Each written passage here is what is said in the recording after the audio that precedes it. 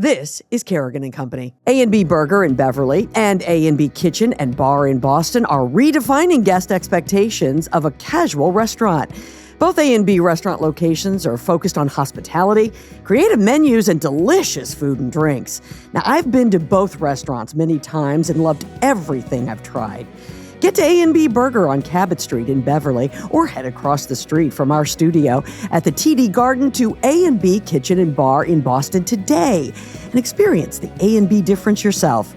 I promise you're going to love it. Hi, everybody. This is Kim Kerrigan. Coming up on this episode of Kerrigan & Company, it's all about the business and a little out of this world. Now, that's a tease. This is Kerrigan & Company. Kerrigan & Company is here for you. Yes, Kerrigan & Company is here for you. Welcome, everybody, to Kerrigan & Company. Another edition coming your way. So glad that you could be with us. Of course, brought to us by A&B Burger. I'm your host, Kim Kerrigan, and I am thrilled to have my co-host here today. He is a friend of mine. He's someone I've done business with. You'll see what I'm doing there.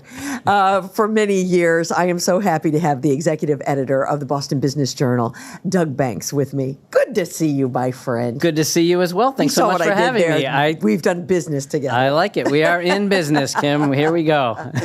Doug, I got to tell you, I did not realize this until I started to just research you a little bit. And I didn't realize that you had been with the Boston Business Journal so long.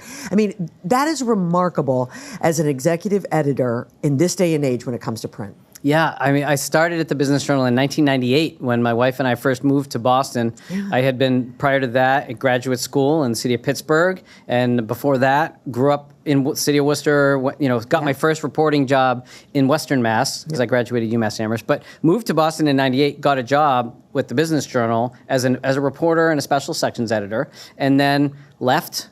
Went to Fast Company magazine for a couple of years during the dot-com bubble, 2000, 2001.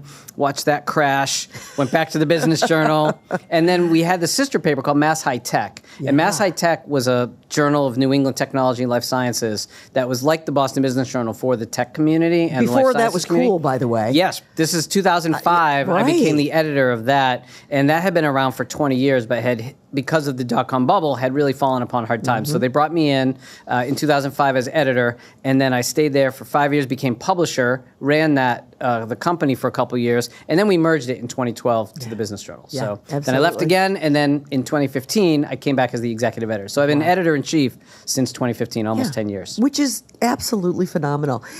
Talk to me, why business, first off, for you? You know, it's really funny. I still remember when I interviewed in 1998 at the Boston Business Journal, they were looking for a part-time copy editor. I was freelancing. I had always done cops and schools and the regular reporting, covering fires and things that all reporters cover, all those town meetings and everything. I just wanted a job in Boston, right? And so here's a newsroom. It was small. They were over on 200 High Street. I sit down, and I made the same mistake that everybody who comes in to interview with me makes, which is when the editor said, why business? And I started talking about stock prices and, the Bloomberg, and all these sort of public companies, not realizing that's not what business journalism is. Business journalism is about people.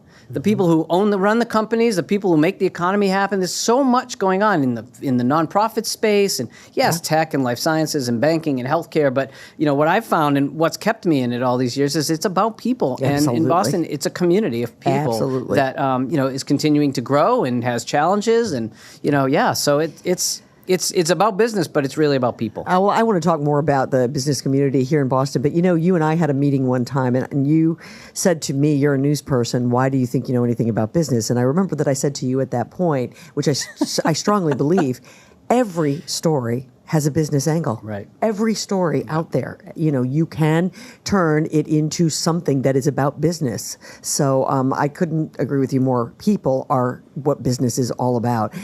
Going back to journalism for just a second, though, what's life like running a print shop? Because, everybody talks about, it's dying. And yet, your publication is very, very popular. We have a strong newspaper here in this city. These print publications are still out there. Yeah. I mean, a lot of people do read us online only, and that's fine. But when I started 25 years ago, we were a print publication that happened to have a website, right? So 1998, 2000, the web was there, but we weren't really using it, right? And not a lot of people were. So we went from a print publication that had a website to a daily operation in the news. We have emails now going out twice a day. We have breaking news, all the time. So we're a daily news operation now, which we weren't 20 years ago. We were a weekly. Sure. Now we're a daily that also has a weekly print edition. Right. And, the print edition is going really well. We had a redesign this past spring. We changed from the sort of iconic Boston Business Journal red to the blue. So it's gone through an evolution. And our print readers, we don't have as many print readers today as we did 25 years ago, obviously. Yeah. But we have more online than ever. And that's what you're seeing in most of the media companies around town. As long as we continue to grow online and we move advertising from print to online, and then what we really want is those subscriber subscription memberships, we call them now, but driving up subscriber numbers, that's where the revenue of the future will come from, absolutely. And that's what we want to continue to do. For me, it has seemed all along that print journalism just had to evolve. Yeah. It had to evolve, and those who have, like you guys, you're succeeding. It's all good. Talk to me about business in the city. What do you think? What do you think of Boston as compared to other cities? I love Boston. I mean, we are in 45 cities. American City Business Journal is in 45 cities. I've been in Boston my whole career, but because I've been an editor, I've been to Charlotte, which is our parent company. I've been to Minneapolis, San Francisco, Dallas, Atlanta. I've been to a lot of our other sister cities, Kansas City. And some of those cities, so say, Albuquerque or Birmingham or Cincinnati, they have Gannett papers. Their dailies are basically dead. Kind of what's happened with the Boston Herald, right? When you have sort of a lot of private equity, hedge fund ownership, they gut the newsroom. They just can't compete. So in those cities, the business journals have become the de facto, daily. Here, as you mentioned, we have a very strong daily. The Boston Globe does a great job. And so we're constantly trying to make sure that our niche in business and economic reporting is sort of second to none. But there's no better place to be, in my opinion, than Boston. We have such a diversity. Obviously, we've always had financial services. I mean, we invented the mutual fund, 100 years ago. We have the hospitals. We have Mass General and Brigham. We have, those have been the staples. Got colleges galore. Higher ed and colleges galore. But then what we have now, of course, in the last 20 years is the life sciences has eclipsed a lot of that, and technology startups and venture capital has continued to rival Silicon Valley, where per capita in the country, we're number one for venture capital, number two for most of venture capital dollars, sometimes number three to New York. New York has really come on strong, and obviously it's bigger, but Boston punches above its weight class in so many categories, and so it's always fun for me. So I love it, and I think it's very vibrant. So tell me what you think has been the biggest stumbling blocks for business over the last decade. I think you're going to say COVID, but I think I'm going to beat you to the punch. But what do you think's been one of the biggest stumbling blocks? Yeah, over the past decade, I would say something that COVID has worsened, which is talent and workforce. So when companies want to move here, they often will say, well, we're so talent rich. We have all these research institutions. We have all these universities. They want to come here. But what they're finding, and what they've been finding even before COVID, we're a really expensive state. We're very high cost. I mean, the median home price in Boston is $900,000 now. Like, it's, across the state, it's over $6,000. It's really expensive here. And so companies, unless they're coming from Silicon Valley or New York, it's really hard for them, for companies from other parts of the country to set up operations here and then have their employees want to be here. Right. That has been a challenge for a decade. COVID obviously made it worse. And then, as to your point, because of COVID, so many workers don't have to live here and be here to work for companies here. Sure. So they can live anywhere, and so they're going to New Hampshire, or they're going to Rhode Island, or they're going to Florida. They're going to places that are cheaper, and they can afford to be. So it's that sort of workforce shortage, the high cost of living. Transportation has been a problem. You and I have talked on a million times about that over the years. So those are the challenges and the issues, and unfortunately, I don't see them going away anytime soon. But we continue to plug along, and companies continue to stay here. So that's a positive. Doug, though, what you're talking about, I don't think is unique to Boston. I mean, you just said you're exposed to a lot of those other cities. So I mean, everybody is sort of facing that in the business world. Oh yeah, you hear a lot about San Francisco, for example. So we were I was looking at some data recently. So we're about 30% of our workforce back to remote work Right. From COVID in Boston. Half of I think 49 or 50% of San Francisco workers are still remote. Their downtown, as has been publicized many, many times, is, there's dealing with homelessness. There are no workers down there. The restaurants and retail are struggling. So cities that are tech heavy have been struggling. Austin, Texas, is another one, even though Texas is by and large coming back to the office. But so yeah, we're not alone in it. Seattle, of course, is struggling. So those are the kind of cities we usually get compared to. But even still, we're also competing with a lot of other smaller cities, the Kansas Cities and the Cincinnatis and the Milwaukees and these. Absolutely, yeah. And now we've got a legislature that's trying to decide about life sciences, which was our sweet spot for Oregon the last 10 years. Yeah, we need to keep those incentives. You don't want to give up on it now. You got to double down while the getting's good. Absolutely. For sure. What do you see the future for Boston being?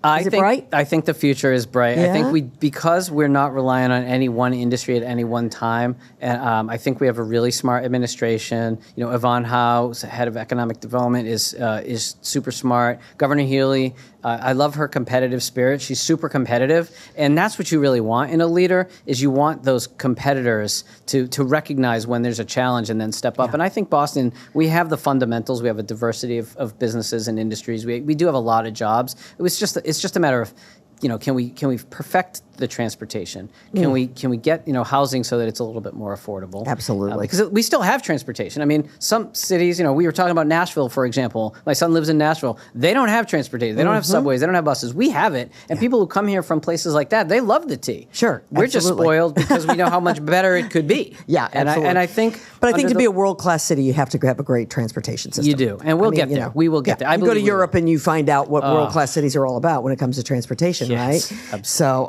I agree with you 100%. That's the spot where that and, of course, housing. We've got to be able to house workers. Yeah. Of course, we've seen that over on the islands, right? And what they've gone through over there. But they're working on that there, and hopefully the city of Boston can do the exact same thing. This. We do this feature. It's called Focus Technology Fast 5. It's rapid answers. I'm nervous. This is what I was nervous about. I'm going to lay it on you. Okay. No. All right. So here's ready. our Focus Technology Fast Five for Doug Banks. Best piece of advice one of your parents has ever given you? When I was starting middle school, my dad, who was a public school teacher, said on the first day of middle school, this is in the city of Worcester, in the public schools, not the kind of rough schools, he said, make friends with every single kid you meet. You never know who you're going to need to have a friend. And it worked out for me very well when I started getting picked on a year later. I made friends with some of the guys who were also the bullies. It worked out. It's you good have advice. A wise father. Favorite movie of all time? Oh, it's a toss-up, but The Outsiders. It's probably The Outsiders is a hidden gem. It's probably one of my favorites. Fantastic. Best thing about living in Revere?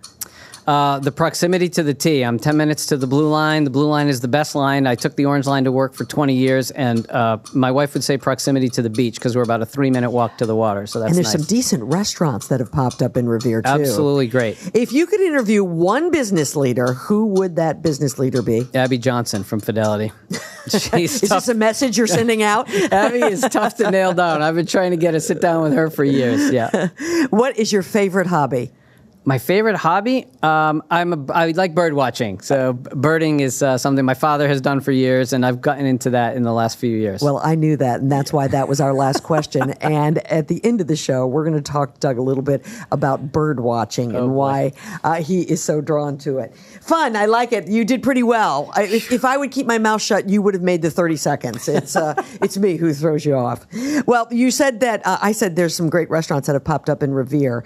Well, there's some fabulous restaurants here in the city as well, and we're about to interview someone who owns some of the best restaurants, in this city and a lot of other cities as well. So I'm looking forward to that. That's what's coming up next right here on Kerrigan and Company.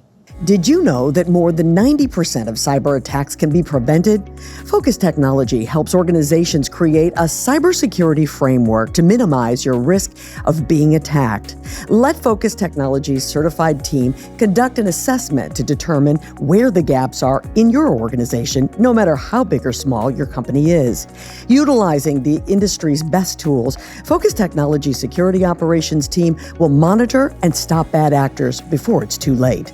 Contact Focus Technology today at focustsi.com and secure your company's most valuable assets. That's focustsi.com. This segment of Kerrigan and Company is brought to you by Lucia Lighting and Design, where people in the know go for the best possible lighting and design experience. Welcome back, everybody, to Kerrigan and Company, brought to you by A&B Burger. It's great to have you with us today. My co-host, keeping me company today, is Doug Banks. He is the executive editor of the Boston Business Journal, and I'm so glad that you are with me. And I'm really glad that our next guest is with us. I thought he maybe would bring us some snacks, but unfortunately, I see that did not happen. Chef. Now I feel terrible. I usually do. I don't know. I was rushing to get here. Of Davios, this is Steve DeFillippo. It's great to see you. Thank you. You really just put me out. I know, that was such a mean thing for me to do, right off the top. Yeah, it's okay. I deserve it. I'll tell you what we'll do is we'll just pop by one of the restaurants. Let's go over later. afterwards. Okay, there you go. Perfect. How you been? Fantastic. I mean, the last time I saw you, I think I was wearing a mask. So, I'm afraid that's true. So you look great without a mask. Thank you. You look pretty good yourself. Doug's okay. I can put the mask back on for you if you want. That's okay. We still have people coming in with masks, by the way. It's still with us. You know, I see it growing, I think, actually. It comes and it goes. It's crazy. 11 restaurants, is that true? Yeah, 5 states. Yeah. I mean, I'm mostly Boston, though, and we're 7 restaurants in Massachusetts. So I'm a Boston guy. I live here. We have the other ones, but this is my focus, is Boston. I just love the city. We're so blessed with the city. I'm listening to you earlier talk about, how great our management of our state is. We really are in great hands. We're going from Charlie to Maura. It's been amazing. It's so good to hear a business leader say that. That's, that is important. I was just with Maura last week, and she's just so normal. Like when you talk to her, it's like weird, And Charlie was too. He was the guy, he's the kind of guy you want to go have a beer with, and that's not like that in other places. I'm sure you see them on TV and you're like, who wants to talk to that guy? Right. Or that woman. Right. Absolutely. Yeah. Charlie was my co-host here at one point, and it was great fun. He was on when Wick was on. I just let those guys go. They had so much to say and so many things to talk about. I got to ask you now, I know the story, and I think a lot of people do know the story, that you bought the first restaurant when you were very young, and it was that restaurant in Back Bay, which was called Davios. I was 24 at the time. But, you got to realize it was very small. It was 3,500 square feet. I mean, the Seaport is 20,000 square feet. So, it wasn't like it is today. People will come in and say, I can't believe you own Davios. How did this, it's been 40 years. Next May 6th will be my 40th year. I mean, it's insane, So, I had 15 people in the company at the time. I was the chef, the general manager. I did everything. I really, I didn't even have a manager. I had this guy, Jeff Gates, who's still a very good friend of mine. He runs a group here in Boston.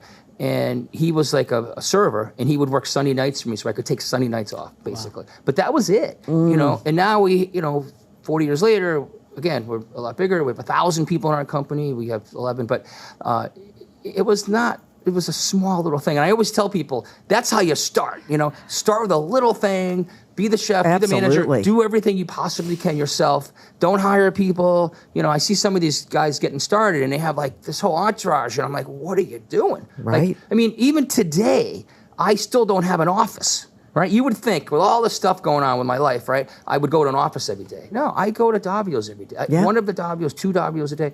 I have a big thing in Foxborough today, and I'll be out there. I just came from the Seaport. I mean, that's what you do. You spend time in your business. And I'm so frustrated, as we all know today. I don't know where hospitality went. You go to, Target. Again, I don't want me to put down Target. It's a great store. But, there are stores you go to. I should have said Target. But I love Target. I just love going. They're not a sponsor. I think it's okay. They're not a sponsor. The heck with Target. I hate Target. No. So you go, and there's no hospitality. You can't find anyone to help you. I mean, there was one time I went, and I wanted to buy, earplug, things for my iPod. And as you know, it's complicated. There's some that cost $10 and some that cost $300. What is the difference?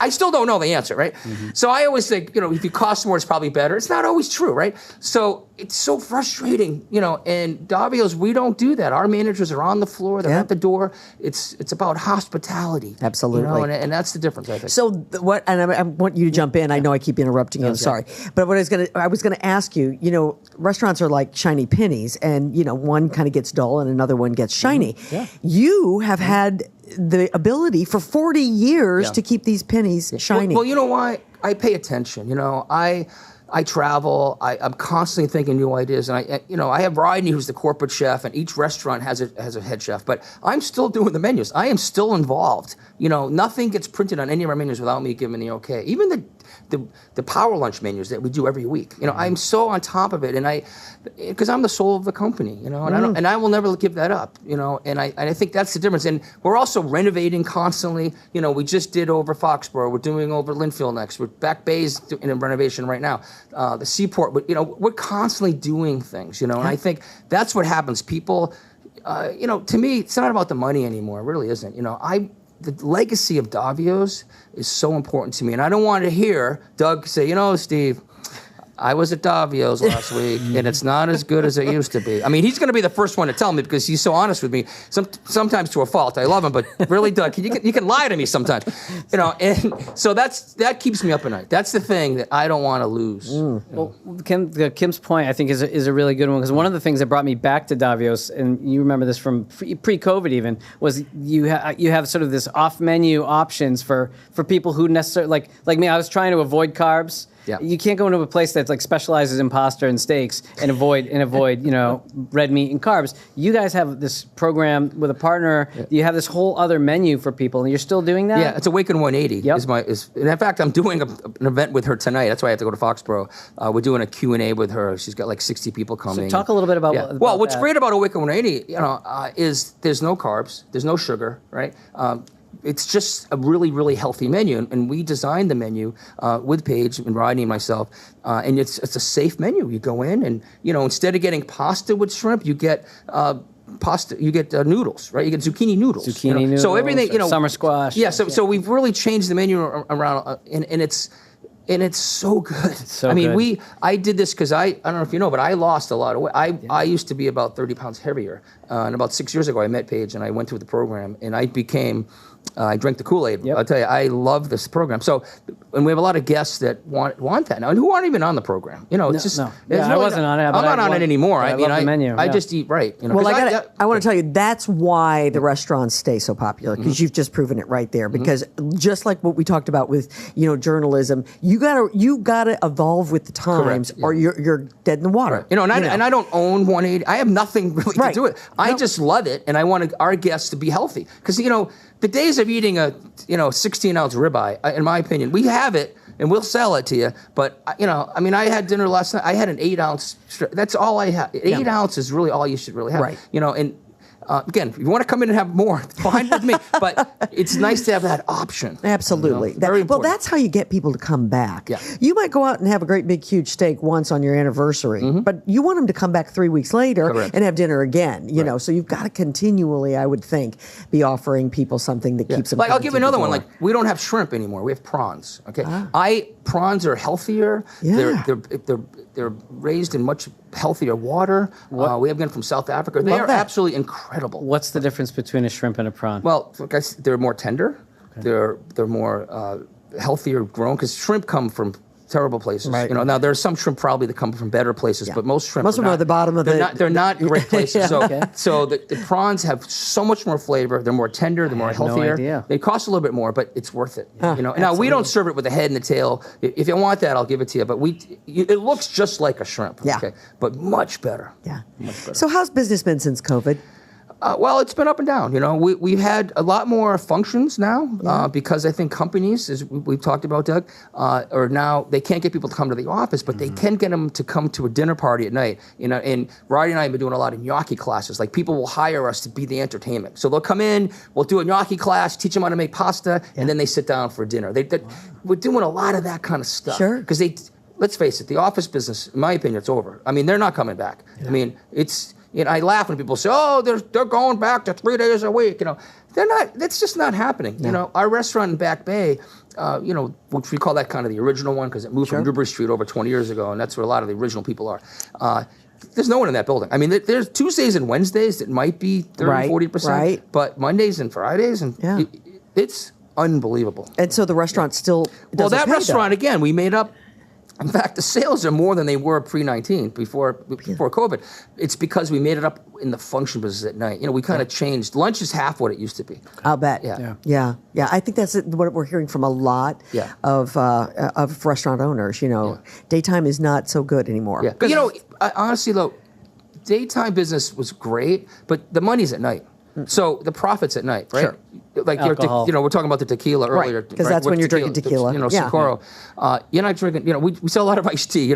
We make a lot more money at night. So if I was going to give up some business, I'd rather give up that lunch business. Now, am I happy about it? No, but you know what? It's reality. You can't just have your head in the sand and say, "Oh, what am I going to do?" Right. You got to do something about it. And we have. Steve, you're in other cities, but you said the majority of, obviously, the restaurants are here in the Boston area. Yeah, we're in Texas, we're in Virginia, we're in Georgia, and Pennsylvania. How does the restaurant world compare in some of those other Nothing places? like here. Because this is a big foodie town. I'll tell you, Boston, we all share each other's stuff. Like Ed Kane, who owns he's the restaurant right here. Like I said, Jeff, I can sit here and tell you, Michael Schlau, all my friends that we've been friends forever. Okay, they share. They don't share in these other cities. It's just a very different thing, And I was blessed to do Taste of the NFL for the Patriots, and I did this big dinner the night before the Super Bowls for many, many, many years. And I got to meet a lot of the chefs around the country, and I know chefs in all these other cities, but it's different. They're more kind of like the old school. My business is my business, and your business is your business. We don't do that. All boats rise. We really do share here. Yeah. We share our numbers. We share. We talk about our inner guests. Those are our employees, inner guests, and we talk about it. And we I did not know that term. Yeah. And the Mass Restaurant Association here is very powerful. They are. Steve Clark. Yep, he's incredible. You have him on the show? I have not had it. I've had him on other shows. I would get him on the show. He's, obviously I love Bob Lutz who retired, but Steve has been with us a long time, and so we're blessed to have that as well. So you brought them up. One question that I know is on the Mass Restaurant Association's docket. There's a big ballot initiative coming up this fall. Question 5. It's the tipped wage question. So your workers make less than minimum wage, but they make it up for in tips. Okay. Just by you saying that they make less than minimum wage, Doug, is really not accurate. But they make more because of the tips. Well, the tips. Talk about that issue. Well, our servers at Davios make more than $100,000 a year. Right. The average salary in Massachusetts is $48,000. Yeah. Right. So why are we giving them a raise? I don't understand that. So that's number one. Number two, they're not for it. They're 100% against it. And why? Because now restaurants can be able to share their tips with managers, with owners, with kitchen, with everybody. Right. Now, if you're making all this money, do you really want to share it? I just think it's kind of crazy. Well, so I hope people vote no on question 5. I don't think it's good for. Everything's great. The servers are happy. Everyone's happy. Why are we doing? The kitchen's happy. Right. A lot of people are saying that what's going to happen is that service will go down. Right. Well, they're not going to make much tips. If you know that they're making 15. By the way, it's 15 today. By the time it rolls out, it's probably going to be $20 an hour. Okay? Right. You're going to really give that server 20-25% tip? Right. No. Because I've had restaurants in other. I had a restaurant in California. They made a lot less money than here. Sure. Because they were making that because they have the minimum wage. Yeah. And it just doesn't work. We're Americans. We like to tip. It's part of the whole program. I go to Europe and I'm still tipping. I know. We still tip. Right. Exactly. And we'll go somewhere in Italy or whatever. And I go back to the restaurant. They come in. Oh, the Americans are. They love us. They're like, because they know I'm going to tip them because they don't make any money. Right. Over there, so true. They make nothing. True. Right. And it's sad. Yeah. And to me, we don't want to follow that system. But we have the American system. We're blessed to be Americans, thank God. So I hope question 5 goes down. I don't think it's good. I think it's going to cause a huge problem in our industry. There's cooks and the servers. It's not going to go well. Yeah. And I gotta say this: the chemistry of a restaurant is the most important thing. If everyone's not working together, you don't have a restaurant. You know how many people that your food goes through before it gets to the table? 10, at least 10. You got the receiver, you've got the line cooks, you've got the prep cooks, you have busters, food runners. There's so many people. And if they're not on the same page, it's not going to work. All right, so having said that, the Bear, you in, yes or no? I don't watch the Bear. You don't watch it? Because I'm a night guy. I don't watch TV. I need you to watch. I watch games. No, I don't. I heard all about it. I know about it, but I just. I just can't get into the Well, it's also, that's work for you, so I don't know why you want to. Hey, my final question for you today, Steve, is this. What's your favorite thing on the menu right now? It has to be my mom's meatballs. I mean, when that must my be mom, all the time. My mom and my grandmother taught me how to make meatballs when I was a kid. It's probably the first thing I learned how to make. Yeah. And for many, many years, we didn't have meatballs at Davios on the menu because it's an American Italian thing. It's not you go to Italy, there's no meatballs. There's no meatballs, right? And so we created it here because of all the poor Italians that came here, like my grandmother, and that's what we had. So because Davios, I always wanted our own dishes. I don't want to compete with the American Italian cuisine. I wanted Davios to be, you go there for our stuff, right? So on about, 15 years ago, meatballs started to get so big in this. Wolfgang Puck's making meatballs, and Elmo Lagasse's making meatballs. I said, I had a meeting with the guys. I said, I think we got to make meatballs. He looked at me and go, what? You've been against meatballs for 30 years. I said, you know what, though? I'm willing to change, right? Guess what? And I got a recipe. It's our number one thing we sell for appetizers, our meatballs. Besides our spring rolls, we still sell a lot of those. But the meatballs are just amazing. It takes 3 days to make them. I still do the way my grandmother taught me. We use Kobe beef in one of the 3 beefs. It's Kobe, it's pork, and it's veal. 3 different meats. But instead of just using regular hamburger like my grandmother did, I mean, she didn't even know what Kobe was. Right. She didn't even know who Kobe Bryant was. So,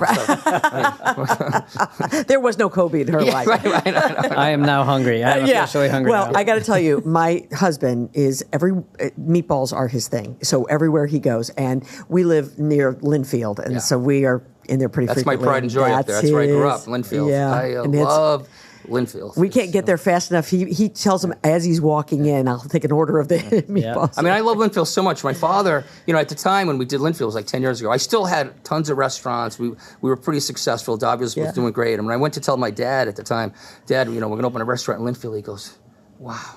I am so proud of you. I go, you haven't been proud yet? Are you serious? I mean, I'll never forget that guy. He looked at me and said, like, I just made it. Because I have a restaurant in Linfield, And then when he finally passed, we had a huge celebration of life. The whole restaurant, we shut it down, and we had a Frank Sinatra band. And that's so great. We had such I didn't realize you were going to remodel. I'm excited. When is that? Yeah, well, Linfield, we're enclosing the patio. We're actually expanding. We're taking over the space next door. Awesome. Because the restaurant's just so busy. Yeah. We need more space. I want to spread it out a little bit, and right now it's a little crowded in there. And I again, for the future, we got to keep thinking. I'm telling you, I'm going to do this the rest of they're going to have to take me out in a box someday because I'm not going anywhere. I think everybody feels like they hope that's the case. Yeah. No, because let's face it, brands, when the founder leaves, it's never the same, And that's right. I'm sure there's some cases we could look into, find one, but I just don't want to see it, honestly. Yeah. If I did do it, I'd have to move. Because I couldn't take it. I can understand that. Yeah, hey, this has been so fun. I'm so glad you came in to see us. I love to come over. It's great to see you without a mask. Who doesn't want to hang out with Doug? Well, I know. This guy over here. By the way, one of my favorite things is on Fridays when I get the Business Journal mailed to me. I just love it. I read it like it is so... It's still fun to hold something. It's the one paper that I still get, honestly. I don't get any other paper. Yeah. And I love it. And I think... Thank God we have you, and I just hope you don't go anywhere and just Thank you so much. Just keep doing what you're doing. Hopefully they take both of you out in a box. That's it. A takeout box. Yeah, a takeout box. All right. Well, thank you very much. Thanks for having me. Thanks so very much. This is Kerrigan and Company. Longer days that melt into warm summer nights. It's my favorite time of year.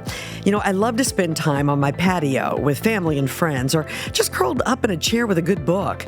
However, you can't read or entertain in the dark. That's where my friends at Lucia Lighting and Design come in.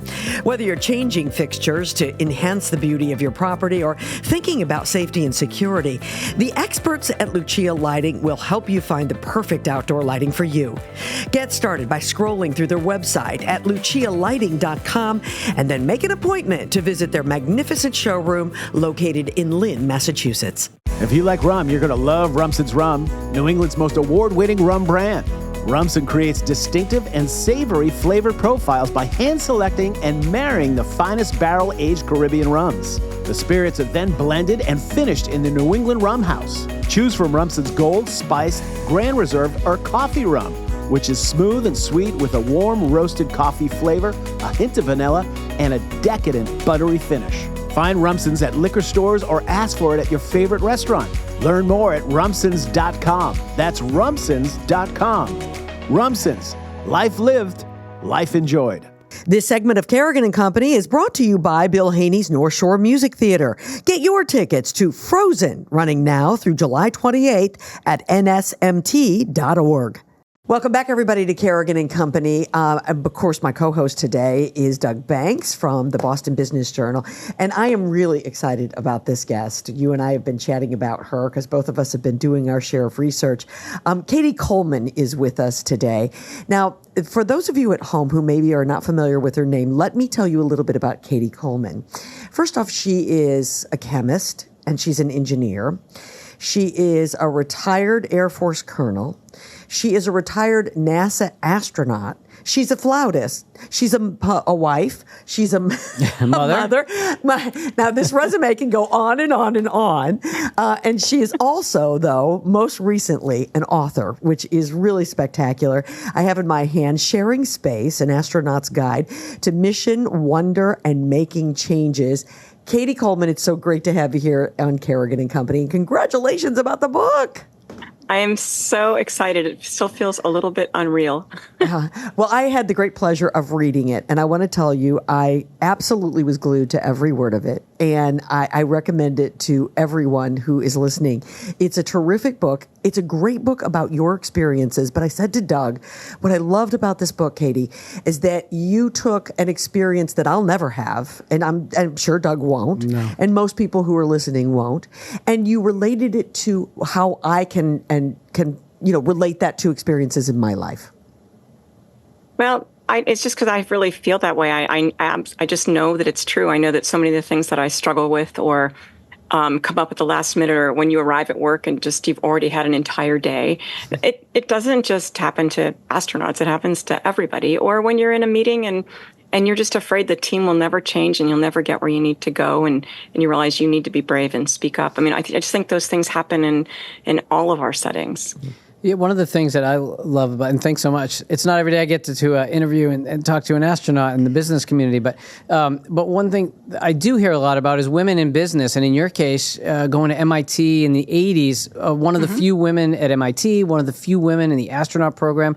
I love that you talk about the challenges there. That is a challenge that a lot of women can relate to. Well, and one of the reasons that I wanted to write the book was that we've come a long way. We just really have. There's so much more diversity and people included and voices and all those things. And yet it doesn't mean that it's still hard, and it's hard on people who are having to be more inclusive than that's the way they've grown up. And it's hard on the people who are, trying to be included and sometimes showing up, at a meeting and having people just, you just actually know they're thinking, I wonder why she's here. I wonder what she can bring here, because they really wonder, because it doesn't just automatically occur to them. And so I think those are hard conversations, and I think it maybe kind of comforts people a little bit to know they happen to all of us that are trying to make change. And I think that all of us have inside of us the tools that are uniquely ours to overcome those challenges. And so it's meant to be, it's not an angry book. It's hopefully not a whiny book. I don't think so. No, not at all. But it's meant to encourage and kind of, provide some fellowship for people who want to do new things that others can't understand yet. Well, that is all fantastic, but let's also remember this is a book about experiences that I'm never going to have, and I was glued to it. So we want to tell everyone you were a part of 2 space shuttle missions, but you were on the space station for 6 months. Cady, I mean, that's out of this world, no pun intended, literally, or maybe pun intended, very right? Literally, yes. Some of the stories that you told, Doug and I were sharing, for example, your sleeping experience. So tell everybody how you sleep on the space station. Well, any way you want. And we have little cabins, and I like to say they're the size of phone booths, but not everybody knows what that is anymore. Right. But, a pretty small space. But it's yours, and the door shuts, and it's quiet inside. And you have this sleeping bag, and you slither into it. It's actually kind of more like a sleeping bag cover almost, because it's not cold up there, it's just like being in your house. But you slither into it like a snake. And so it's almost always tethered at least one hook during the day so it doesn't float out of your cabin and go somewhere like a magic carpet. And a lot of people will make sure it's hooked on, a couple places so that they're really sleeping kind of like this, hands out and sleeping, and your hands just kind of do this. But I like to sleep with it not hooked at all. So I would actually slither in there, pull up my knees, and then zip up the cover like this so that then I'm a little ball. And that cabin is actually big enough for me to kind of float around and be upside down, right side up. And I swear that every morning when I woke up on the space station, I would immediately, no matter where you are, that you are still weightless. You're still floating. And I'd just be like, I am still here. Because I loved working up there and living up there and sleeping up there. And you'd find yourself even like under your desk or like random places in this really small cabin. Exactly. There's actually there's more room in 3 dimensions. And speaking of sleep, I try to lecture all the high school and college students that if I went back to that space station, I would actually sleep more. Just so you know. That's good. Okay. One of the things I thought was so interesting is you leave there, you grow. You grow while you're there. You said you grew a full inch. Some grew even more. And I was with a guy. It depends how tall you are to begin with. I was with a guy who was 6'3", or something like that, and he grew about 2 inches. Oh my gosh! I need to get up there right now. I know. It's pretty fun, but it settles down actually pretty quickly. I bet. But it is fun to be a little taller. But up there, by being small, at home in Houston, when I would practice robotics, there's literally boxes, like little crates that you'd stand on if you're short to be able to see up over the windows. And up in space, that everybody can be kind of the same height, and especially when we need things done in small places, I was the first pick. Was there ever any fear? Because there is danger associated with the idea of going to the space station. Yeah, especially there is danger associated with launching anywhere, in a rocket. And what it takes, I wouldn't say exactly fear, but it's more that in our training and in what we do as astronauts, we go around to the different places where things are made or things are operated, and so that we're people to them, but also so that we understand when we climb in that rocket that we've met some of those people, and I really trust people to do their best.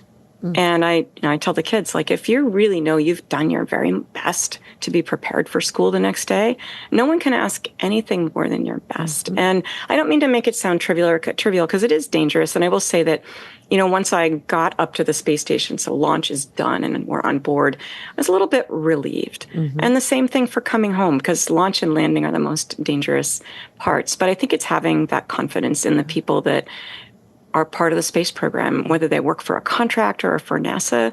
Everyone everyone just does do their best. And Cady, I know you did a lot of science while you were there, but as Kim mentioned, you also are an amazing flute player, and you had this great experience where you got to play the flute with Ian Anderson of Jethro Tull. Talk a little bit about that.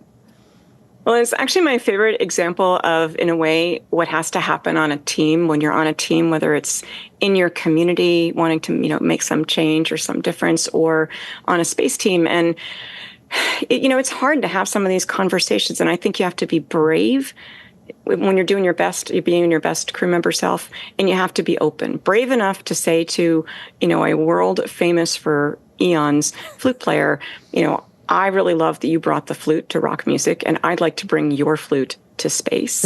So I had to be brave. Yeah. I think he had to be kind of brave too. He certainly had to be open. I mean, he didn't know if I could play at all, but I think he understood that it means something to bring people to space with you, so to speak, that by playing, and then we ended up playing a duet, which was very scary for me, and there wasn't a lot of time.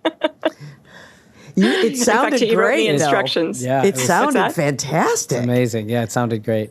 I think it's really, I really love hearing it. And it's actually on the audiobook, which I think is kind of cool. Yeah, it's really, really terrific. Yeah, I can't imagine when you returned home, talk about what it was like to, first off, just get back to Earth. You've been there 6 months. The experience is now over.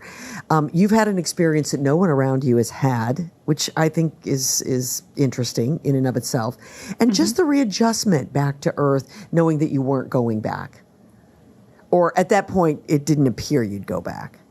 Exactly. Right. And, and you said that neither you or Doug were likely to go either, but you never know, just so you know. I mean, all sorts of things are happening these days and different ways to go up and have this experience. And yet they are few and far between. And, and for us in particular, like when you're up there, it takes a while to get good at what you're doing. And I didn't actually want to come home. I mean, eventually I wanted to come home, but not yet. And we got to delay a few weeks. I'm like, yes. And, and on the ground, your family understands that, you're doing work that you've trained really hard to do, and it's important work. And once you get good at it, you just, you want to get more done. But then when it's finally time to say goodbye and come home, there's a little bit of grief involved in leaving, but then just getting to be together, with your family when you get home, where we worked really hard. We're a commuting family. I lived in Houston, and my husband lived in Western Massachusetts, and we commuted back and forth. Now I live in Western Massachusetts, and I wish I was there today. I'm sorry. But anyways, but just being able to be together and have, even though I thought we did a really great job of being together as a family, even when I was in space, there is nothing like having a hug from my sons and my husband and my siblings, and just that feeling when you're all on the ground together. But it was a little weird to have suddenly so many people around. I'll say that. I'll bet. Right. One of the other things in the book you talk about, I'm changing the subject a little bit, but you talk about how toilets work on the space station, which was interesting, and you can kind of you can see videos of that. One of the questions that I have for you is, how do you keep food down when there is no down? Like when you eat, how does your body know to keep it down when you're up? And I don't even. There's so many questions I have about how things work. Right. I get how vacuum works with a toilet. Yeah. But how does it work in your body? Did you get do you get sick? What happens when you're eating? Well, for different reasons, actually, a lot of astronauts are nauseous when they get to space. And I was like that on my second mission for just a little bit. And it's just like here where you go, oh, do I feel that way? And then suddenly you realize, I do feel that way. And, and just like a team does, everybody helps everybody else. And after you throw up a little bit, you feel better. Okay. So that's from that. And actually, we do have, I'm sure you want to know this, Doug, that, for us, you can't just go to a toilet, right? Because stuff could be everywhere. We have the best designed barf bags, where it's just it's a bag, but it has a handkerchief on the outside. You can put it on your face. Nothing comes out. So they're really, I think they're pretty great. I'm sorry, Kim. These are the things I worry about. Well, you know what? These are the things people want to know about. That's so true, though. Right?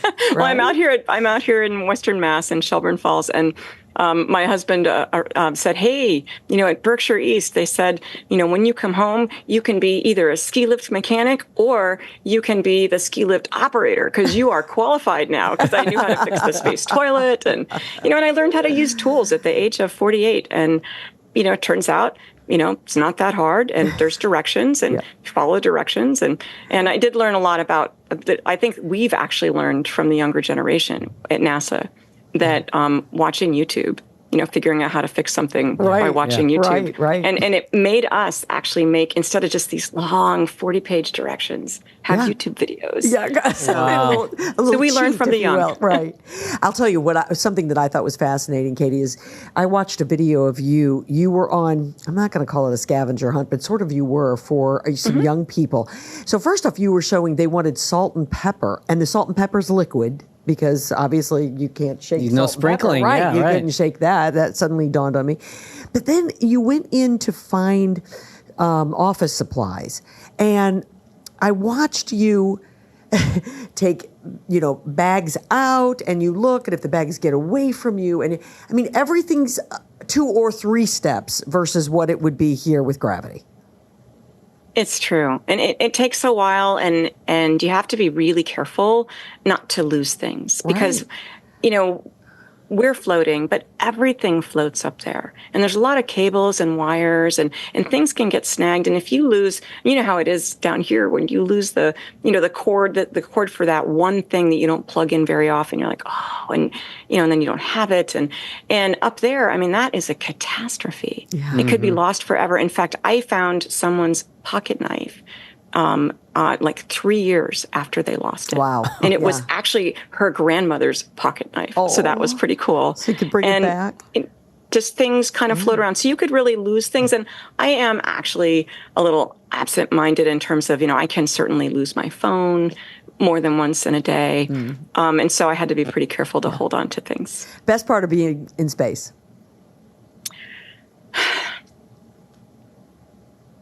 Living on the frontier and getting to fly everywhere. Because we've talked about floating, but when you want to go somewhere, you give yourself the tiniest little push. And like there's a thing, if you look up splitting hairs and gravity, I think you'll still find this video where I can take a long hair and take it and push it against like a railing. And if I push it hard, it'll break. But if I push it slowly, I can push myself across the whole space station. Wow. So it's just amazing. Yeah. What was the worst part? The worst part is it's nothing to do. It's amazing up there, and it's the best known secret. Everyone should want to go. It's huge and giant, and you can be by yourself, and you have plenty of privacy, and you can't come home when you want. That's not so great.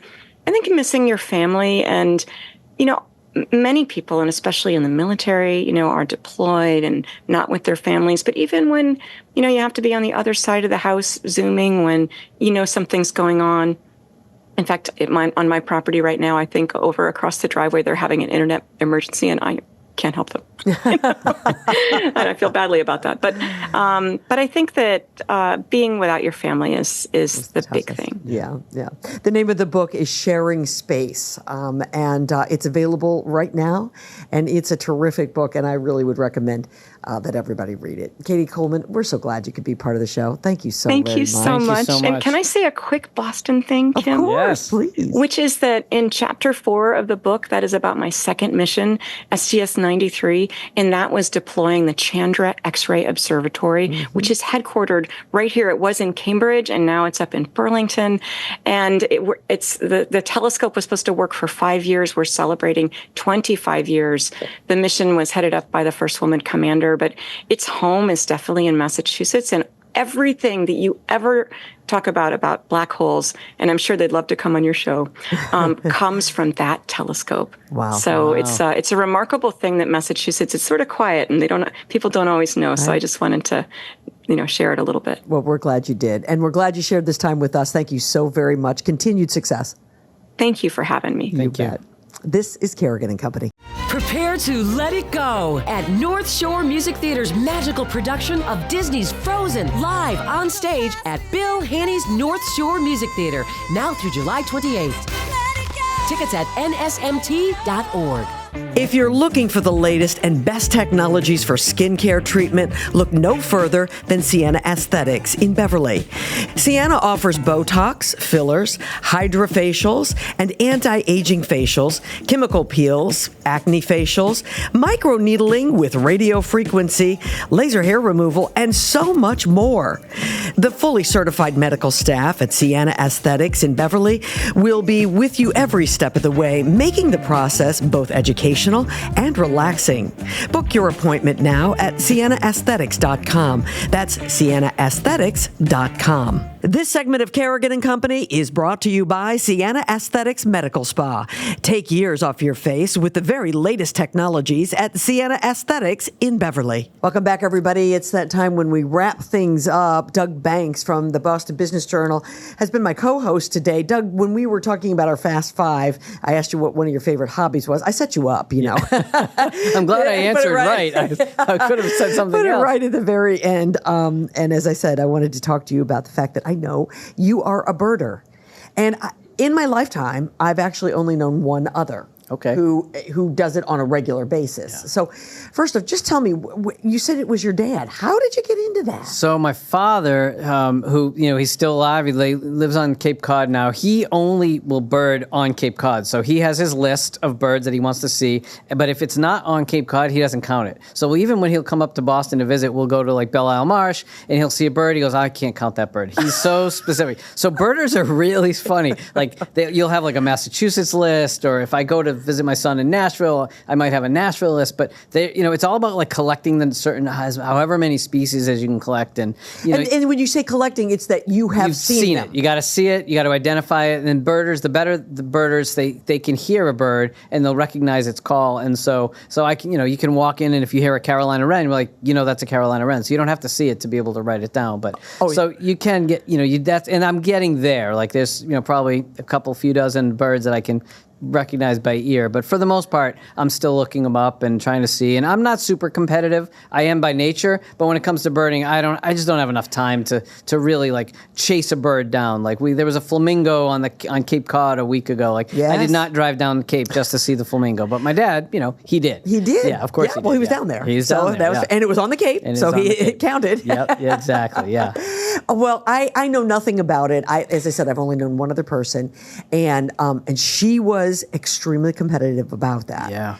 And I mean, she got in the car, and she was actually my kids at the time. She was their piano teacher, and a couple of times during the course of the time that they were taking piano, she would call and say, "I am so sorry, I have to cancel today," because she would have somewhere she was going to see. Yeah, birds. there was a Western tanager that landed in the North End last year, completely random, and it's a West Coast little yellow bird. Yep. You would not, if you saw it, you wouldn't think of it as anything other than a million other small yellowish birds, but this one happened to be in one tree in the North End, and he was there for 3 days. So of course I did have to go see that. I mean, it's right there. Now, when you see these birds, then do you go out and celebrate because you saw the bird, or give me a sense of your? So you go down, you feeling. grab. So there's there's just like everything. There's chat groups. So there's a couple of chat groups where people will post, hey, there's a red phalarope off Deer Island in Winthrop. You got to get out there. And so it's only 10 minutes from my house. So my wife's like, okay, yeah, you got to go to that. So I'll go, and then you're hunting around for it, and then you see it.